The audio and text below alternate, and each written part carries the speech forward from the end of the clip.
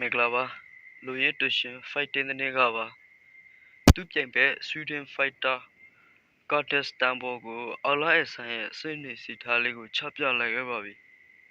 Tipuega, 2% coup Piemesura, Tejavare. Poemetake, Naroga, Missouri, Picere. Pepi Doyle, Naroga, Missouri, Sapien Umava. Dari Aloga, Lisa Muri Babe.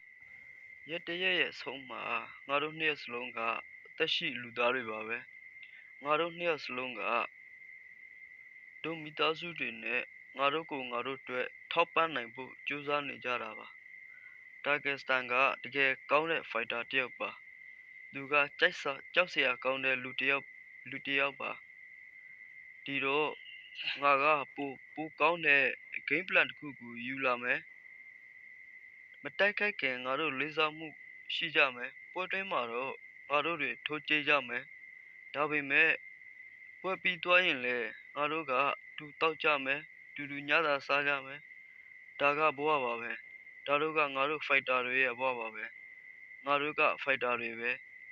ဖိုက်တာတွေကတိုက်ခိုက်ရမယ်တိုက်ရမယ်ခတ်ရမယ်ဒါကတော့ကိုအောင်လာကြီးကသူ့ရဲ့ပြိုင်ဘက်ပေါ်ထားတဲ့သူ့ရဲ့စိတ်နေစိတ်ထားလေးတွေကိုချပြလာခဲ့တာပါဝါချက်ပြရဲ့ရှေ့ကတော့ကျွန်တော်တို့ရဲ့ online အစမ်းကို Sweden fighter Dagestan နဲ့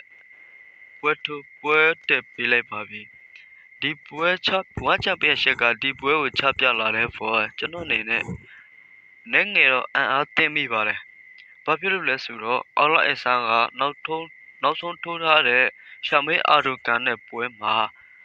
ရှုံထားတယ်အဲ့ဒီပွဲမှာအော်လာအဆန်းကသူထိုးနေကြမရဝေးတန်းမှာမဟုတ်ဘဲနဲ့ light heavyweight တန်းမှာထိုးခဲ့တာပါ light heavyweight တန်းမှာတော့အဲ့ဒီပွဲထိုးတော့က online အစားနေနဲ့ light heavyweight တန်းမှာတော့ hydration တက်ရော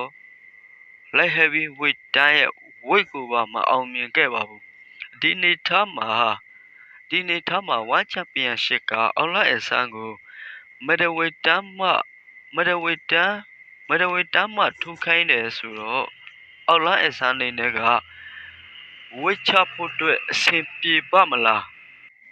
နောက်တစ်ချက်ကကျွန်တော်တို့ရဲ့အော်လာကြီးနဲ့ထိုးမဲ့ဒါဂစ္စတန်ကလည်း middleweight တန်းရဲ့ fighter မဟုတ်ပါဘူး welterweight တန်းရဲ့ fighter ပါဒါဂစ္စတန်က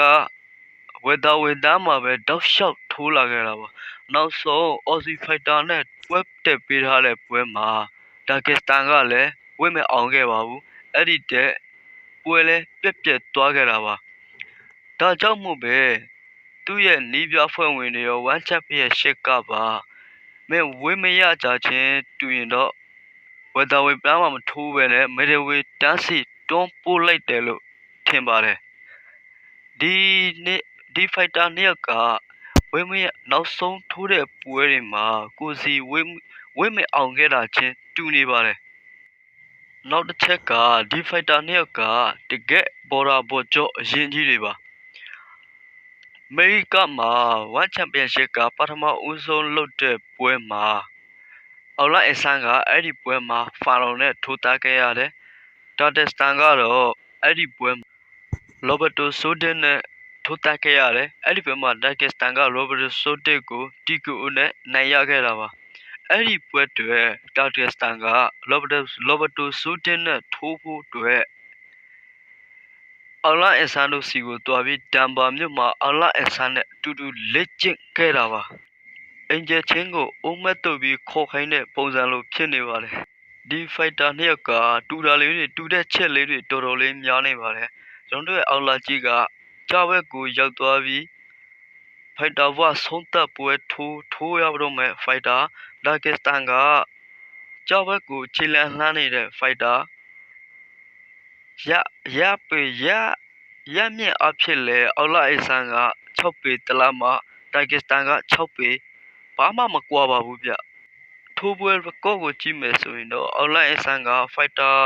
ဘွားမှာပွဲ30နိုင်လဲ15ပွဲရှုံးတယ်ဒီပွဲကို no contact ဖြစ်ထားပါတယ်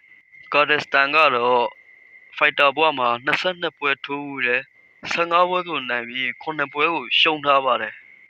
ဒီဖိုက်တာကြီးနှစ်ယောက်ကတူတဲ့ချက်လေးတွေတော်တော်လေးကိုများနေပါတယ် အောင်လာအဆန်းကပွဲ30နိုင်ထားတဲ့ထဲမှာ28ပွဲကိုဆုံးသက်ပွဲနဲ့နိုင်ရထားတဲ့တာဂစ္စတန်ကတော့15ပွဲမှာ14ပွဲကိုဆုံးသက်နိုင်ပွဲနဲ့နိုင်ရထားပါတယ်။ဘာပဲဖြစ်ဖြစ်ကျွန်တော်တို့ကတော့အောင်လာကြီးဘက်မှာအားပေးရမှာပဲမြန်မာပြည်ရဲ့အမမေလော့ကရဲ့ဖခင်ကြီးအောင်လာအဆန်းနေနဲ့ဆုံးသက်မှာနိုင်ပွဲနဲ့တူကစားသမားကိုလှပသွားဆွန့်လွတ်နိုင်ပြီး